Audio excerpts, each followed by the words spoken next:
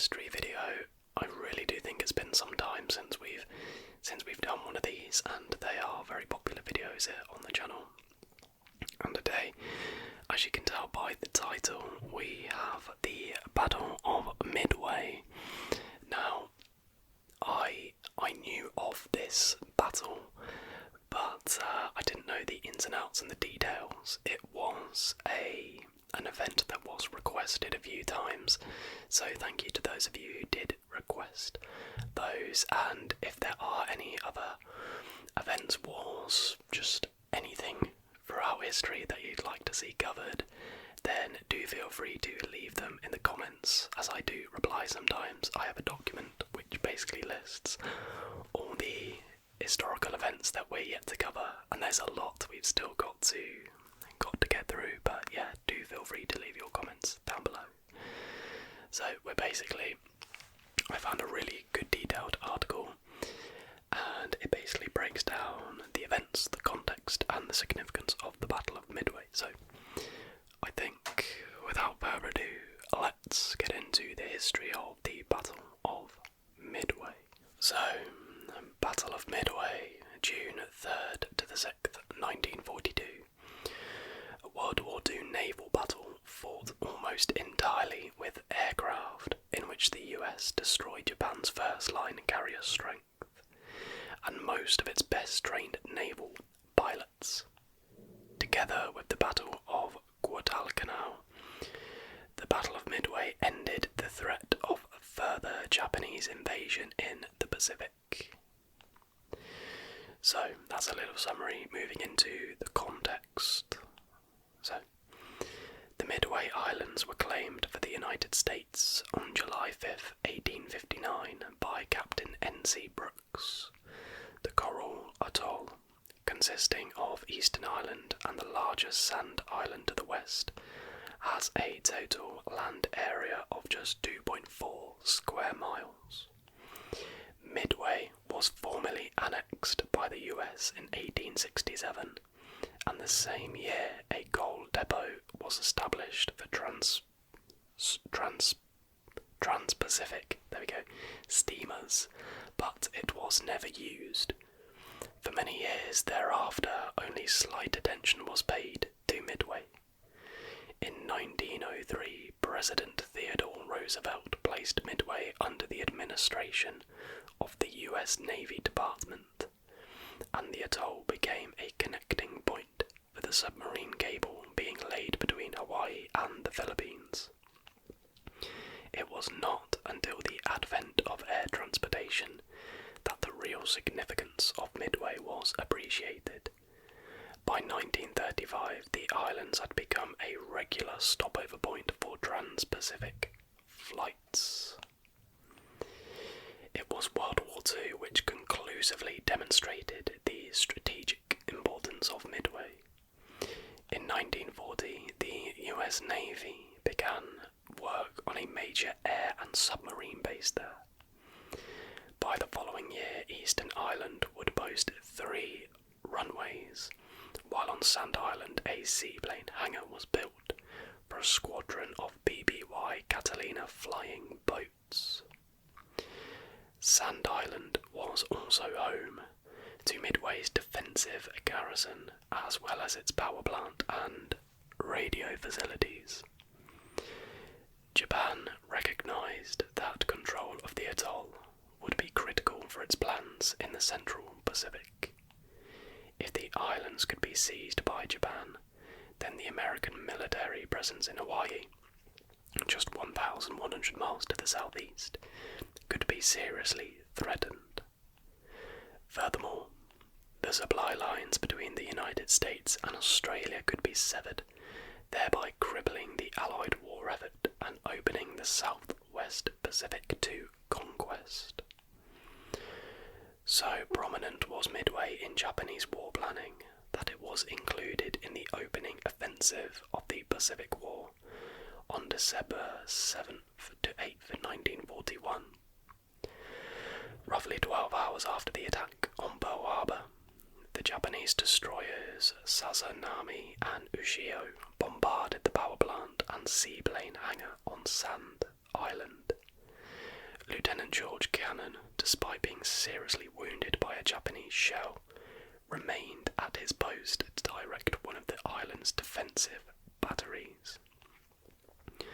The Japanese ships were forced to retire, and Cannon, who died of his wounds, would be the first US Marine to be awarded the Congressional Medal of Honor during World War II.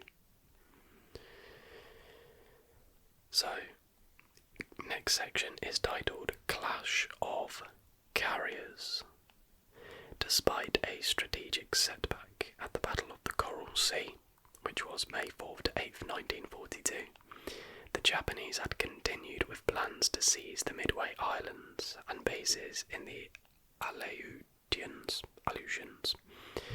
seeking a naval showdown with the numerically inferior US Pacific Fleet.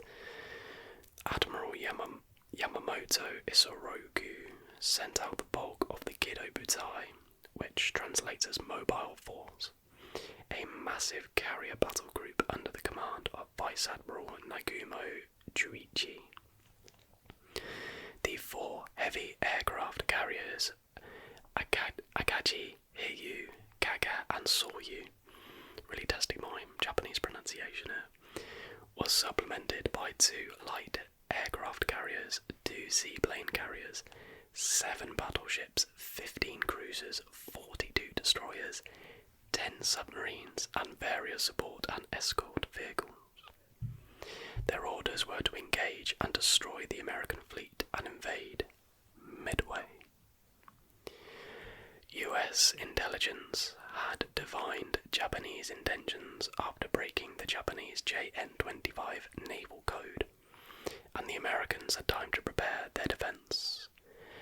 Admiral Chester Nimitz, the Commander-in-Chief of the US Pacific Fleet, could not muster a single battleship, however, and just 2 of his heavy carriers, the Hornet and the Enterprise, were combat ready. To further complicate matters, his most senior carrier commander, Vice Admiral William Halsey, had been incapacitated by a serious bout of neurodermatitis and would miss the battle entirely.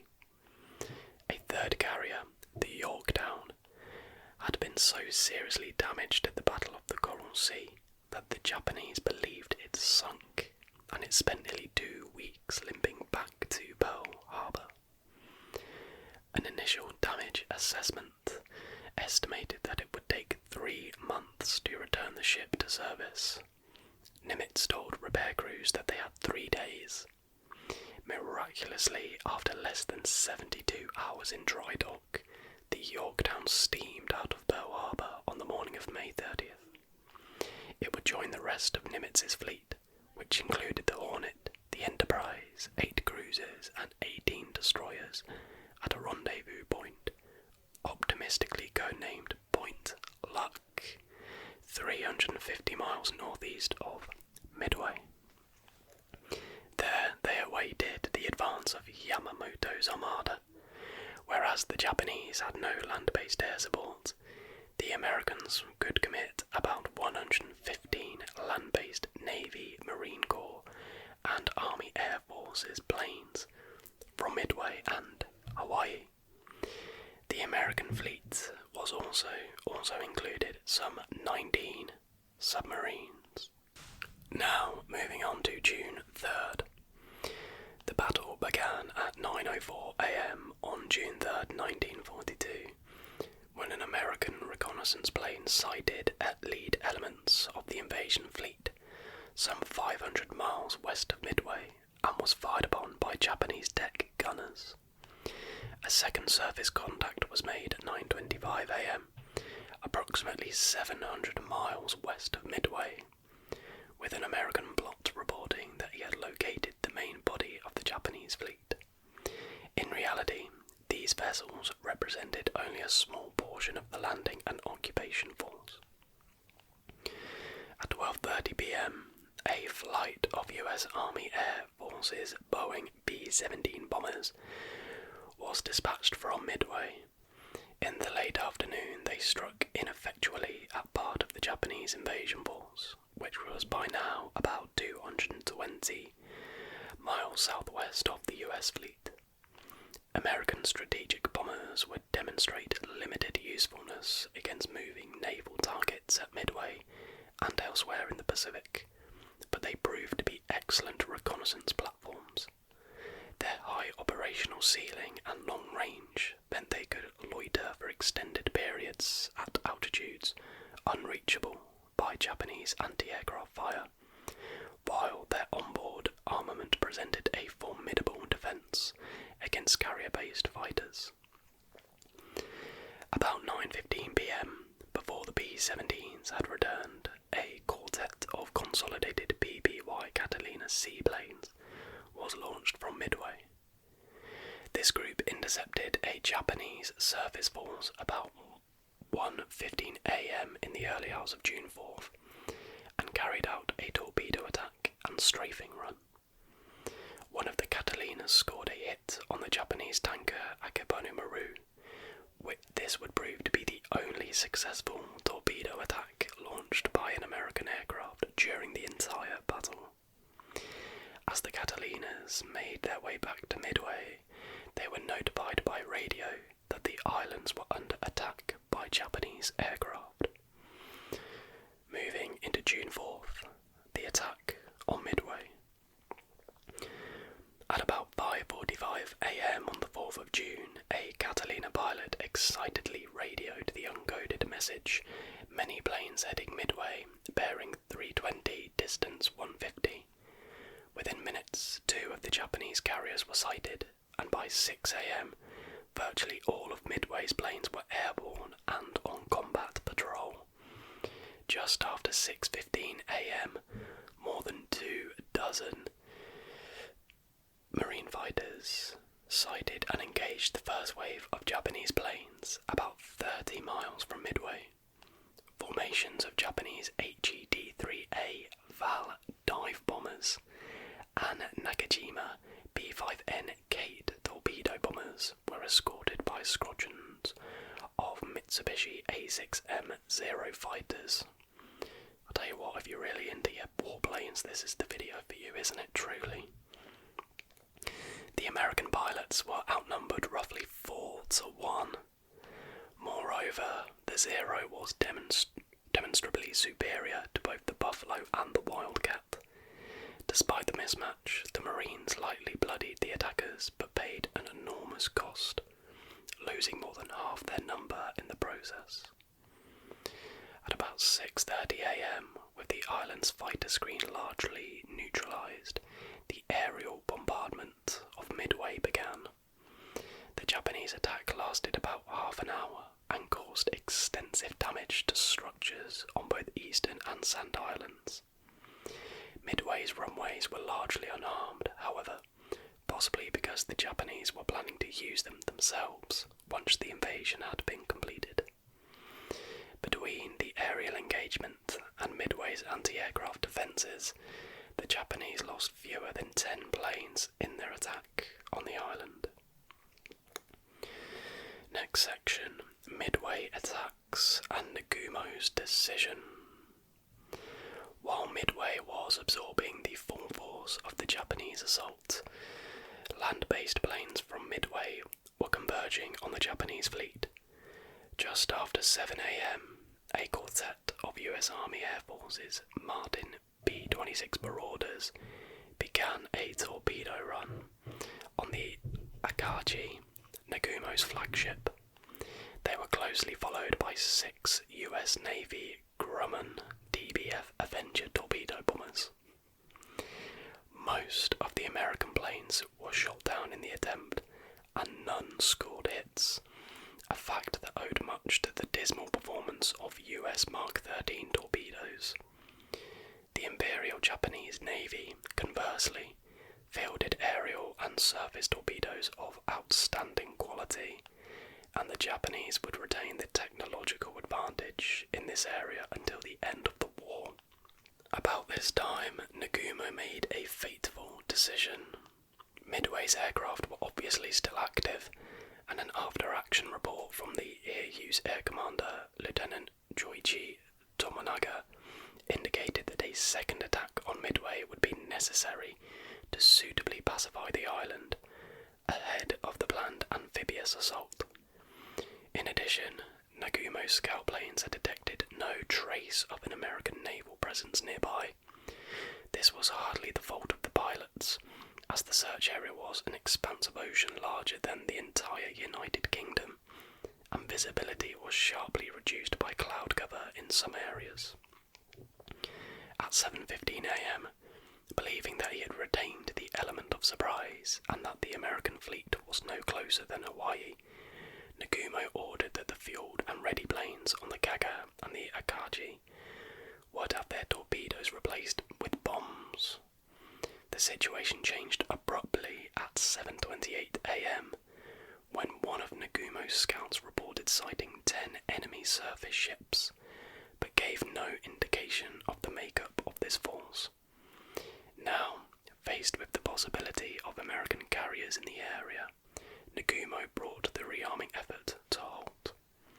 At 7:45 a.m, he ordered those planes which had not yet had their torpedoes replaced to prepare for an attack on American naval units. The flight and hangar decks of the Japanese carriers were now covered with fueled and armed aircraft as well as unsecured ordnance. Nearly an hour after the initial American strike at the Japanese carrier force, a second wave of Midway-based planes launched their attack. At 7:55 a.m, a squadron of 16 US Marine Corps Douglas SBD Dauntless dive bombers targeted the Soryu, scoring no hits and losing half their number to anti-aircraft fire and Japanese fighters.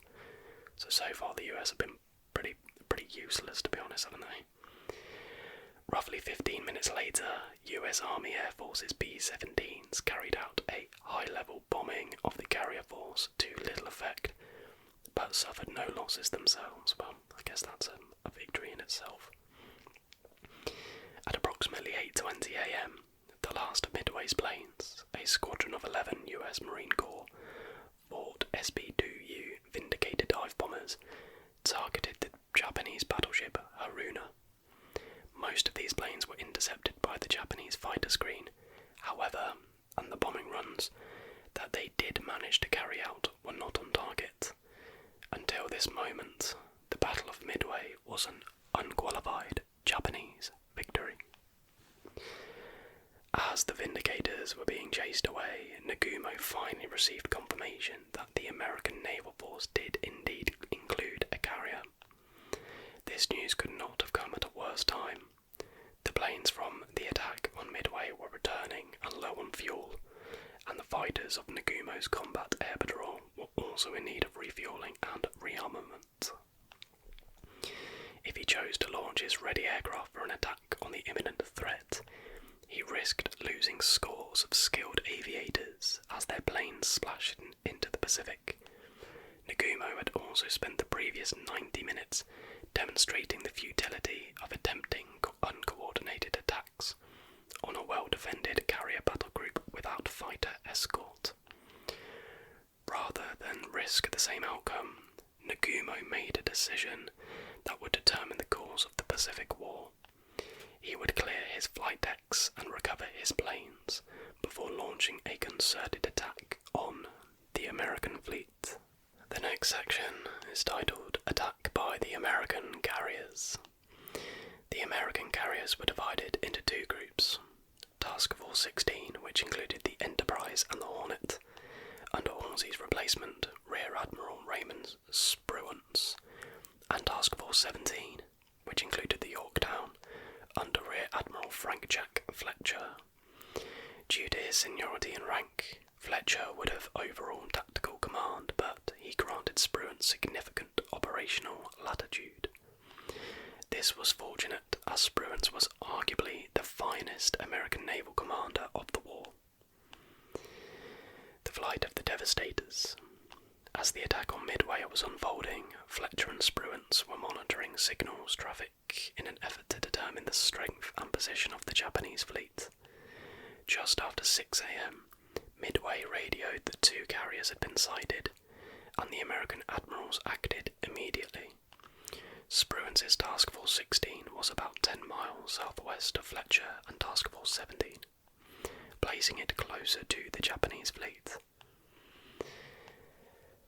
Fletcher ordered Spruance to sail southwest and engage the enemy.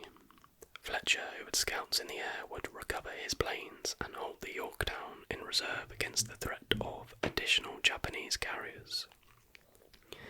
Hoping to catch the Japanese carriers before they could prepare a second attack on Midway, Spruance gambled by launching his planes at 7 a.m. from a distance that all but guaranteed that many of his aircraft would not have enough fuel to return. While the American carrier planes were attempting to close on the Japanese fleet, they were given no additional guidance on its whereabouts. The lack of communication between Midway and the carriers, and between the carriers and their own planes, would mean that the American strike force would arrive piecemeal if it arrived at all. Dozens of planes were forced to return to the Hornet, land at Midway or ditch at sea without ever having located the Japanese.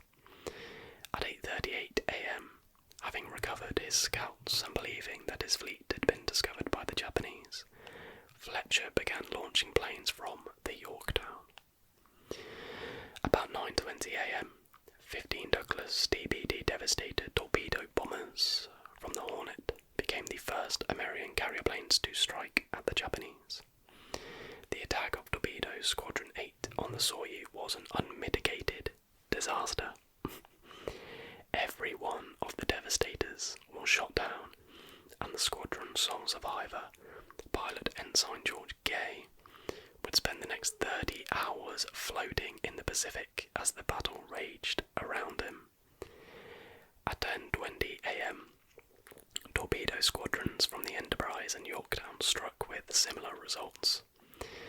Of the 41 Devastators launched at Midway, only 6 made it back to their carriers, and not a single one carried out a successful torpedo attack.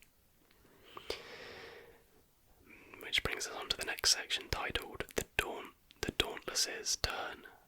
The Tide. The Yorktown Devastators were unique in that they were the only torpedo squadron to enter the battle with a fighter escort. A half-dozen Grumman F-4F Wildcats from the Yorktown accompanied the slow-moving Devastators, and the Japanese Combat Air Patrol responded immediately. They dropped down to near sea level to intercept the American fighters, unwittingly clearing the way for a new threat. Low on fuel and lacking any additional information about the whereabouts of the Japanese fleet, Lieutenant Commander Wade McCluskey was scanning the Pacific for any trace of the enemy. The Enterprise's Air Group Commander had arrived at the estimated point of interception at 9:20 a.m, but Nagumo had changed course while they were en route. McCluskey then made what Nimitz would later characterize as one of the most important decisions of the battle. Rather than returning to the Enterprise with his squadron of Douglas Dauntless dive bombers, McCluskey continued his search to the northwest, eventually spotting the Japanese destroyer Arashi as it hastened to catch up with the rest of the fleet. The Dauntlesses spotted the Kaga and the Akagi about 10 a.m. and moved into attack position. Diving out of the sun, the Enterprise's Dauntlesses struck at 10:22 a.m. just as the torpedo attack was concluding, and quickly scored multiple devastating bomb hits on both the Kaga and the Akagi. Almost simultaneously, 17 Dauntlesses that had accompanied the Yorktown torpedo attack group dove on the Soryu. Within minutes, the 3 Japanese carriers were in flames, and the momentum in the Pacific had shifted. Although the dive bombers did not emerge unscathed, the Enterprise lost more than a dozen Dauntlesses. They had inflicted enormous damage on the Kido Butai. As fires raged out of control, Nagumo was forced to abandon the Akagi, and he transferred his flag to the light cruiser Nagara. The next section is the Hiryu Strikes Back. At about 10:50 a.m., as the other 3 Japanese carriers burned, Rear Admiral Tamon Yamaguchi, commander of the battle group which included the Soryu and the Hiryu, ordered a hastily assembled attack force into the air. For the next half hour, until Nagumo had re-established his flagship, Yamaguchi would serve as the effective commander of what remained of the Japanese fleet. The Hiryu's planes followed the American strike force back to the Yorktown, and just after noon, they carried out a dive-bombing attack that left the American carrier dead in the water. Although the American fighter screen and anti-aircraft defences had exacted a punishing toll on the Japanese, 3 bomb hits had seriously, but not fatally, damaged the Yorktown. While repair teams worked to patch the flight deck and restore operation to the ship's boilers, Fletcher transferred his flag to the cruiser Astoria. An hour of frenzied work brought most of the Yorktown's boilers back online, and by 2:30 p.m. the ship was underway. Within minutes, however, a second wave of planes from the Hiryu pounced on the carrier. A pair of torpedo hits brought the Yorktown to a stop for a second time, and the ship began to list dangerously. At 2:55 p.m, the Yorktown's Captain Elliot Puckmaster, gave the order to abandon ship. Next section is Spruance in command. By this time, however, American scouts had located the Hiryu, and a mixed force of Dauntlesses from the Enterprise and the Yorktown took to the skies at 3:30 p.m. They were soon joined by additional dive bombers from the Hornet. The American bombers would travel without escort, as all available fighters were tasked with maintaining a combat air patrol over the fleet. Just before 4 p.m, Fletcher, recognising that Task Force 17 had ceased to be a functional carrier battle group, and not wishing to waste precious time by transferring his flag to the Enterprise, turned over operational control of the fleet to Spruance. The first wave of American bombers descended on the Hiryu at 5 p.m. and quickly reduced the Japanese carrier to a flaming wreck. At least 4 American bombs struck the Hiryu, and the Hornet's Dauntlesses, arriving a half hour later, turned their attention to other ships in the Hiryu's battle group. This attack caused no significant damage to the remaining Japanese ships, nor did a subsequent high-altitude strike by B-17s from Midway and Hawaii. After recovering his planes, Spruance opted to sail Task Force 16 east, away from the day's action, rather than west in pursuit of the remnants of the Kido Butai. History would prove this to be an exceptionally prudent course, as the Japanese Navy excelled at night engagements, and their surface fleet, even accounting for the loss of 4 carriers, remained a significant threat. Retiring to the east also kept the American ships within range of Midway's land-based aircraft. The destroyer Hughes from Task Force 17 was tasked with guarding the crippled Yorktown overnight. That evening, the Kaga and the Soryu both sank. Moving into June 5th to 6th. On June the 5th, the Yorktown was taken under tow and a salvage operation was begun. The Akagi and the Hiryu, both of which had managed to remain afloat through the night, were scuttled. Yamaguchi opted to go down with his flagship, and he was accompanied by the Hiryu's captain, Rear Admiral Tomiyu Kaku.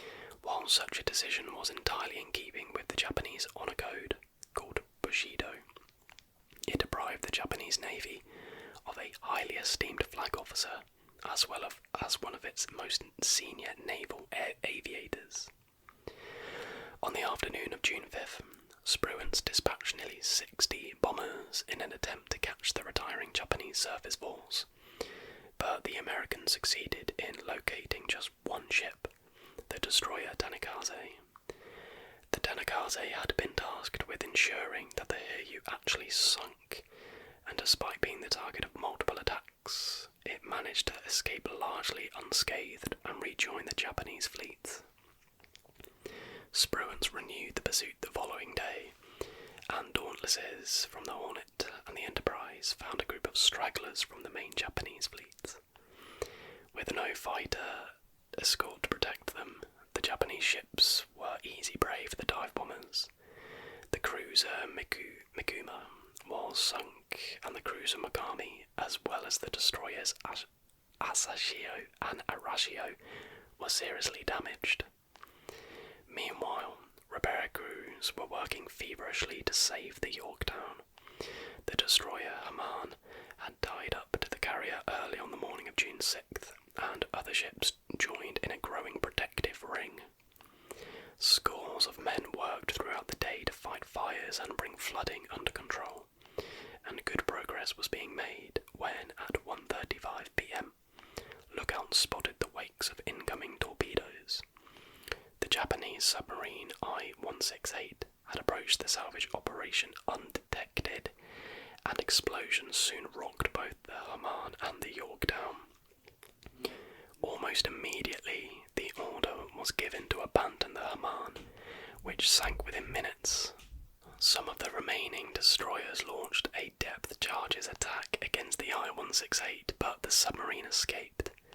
The Yorktown, for all the damage it had sustained, somehow remained afloat, but listing, and the salvage crew had hoped to resume work the following day.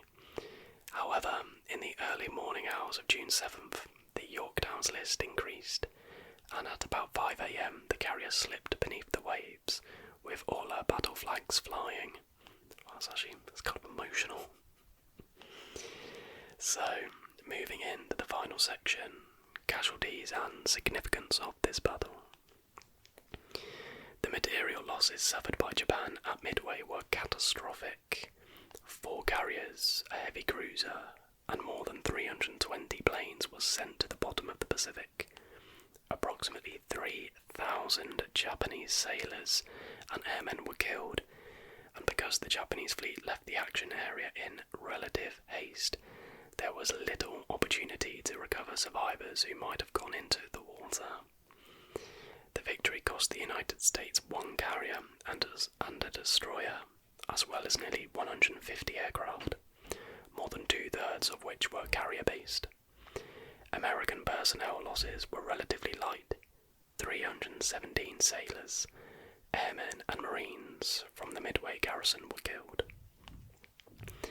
In the days following the engagement, US Navy patrols in the area around Midway recovered several survivors, including nearly 36 crewmen from the engineering department of the Hiryu. Interrogation of these prisoners of war would provide the Americans with vital intelligence about Japanese naval capabilities. On June 21st, more than 2 weeks after the battle, an American Catalina flying boat spotted the 2-man crew of one of the Enterprise's Devastators, some 360 miles north of Midway. They would be the last survivors of Midway to be recovered from the Pacific. The official US Navy combat narrative of the battle characterized Midway as a victory of intelligence, and this was certainly the case. From the breaking of the Japanese JN-25 naval code to the execution of a clever scheme to confirm that Midway was to be the target of the Japanese attack. American cryptanalysts played an outsized role at Midway. Intelligence alone did not win the battle, however. Both Fletcher and Spruance employed sound carrier tactics, and Fletcher's decision to cede operational control to Spruance late on June 4th ensured that the American command structure would not be disrupted at a key point of the battle. The Battle of Midway brought the Pacific naval forces of Japan and the United States to approximate parity and marked a turning point of the military struggle between the two countries. It was also the most decisive naval defeat suffered by Japan since 1592, when Korean Admiral Yi Sun-shin destroyed Toyotomi Hideyoshi's invasion fleet. For the Allies, it was a great strategic victory. The Japanese were prompted to cancel their plans to invade New Caledonia, Fiji, and Samoa, and lost all but the last vestiges of their earlier strategic initiative. And there we have it. That is the Battle of Midway. I guys listening, but as I was reading that, it felt like I was like picturing like a movie in my head. That was super interesting, so thank you so much to those of you that did request that. Really enjoyable, and I hope you guys learned something new and also found it relaxing. So, like I said earlier, do feel free to leave your suggestions for historical events down below. And yeah, I think that's going to do it for this video, everybody.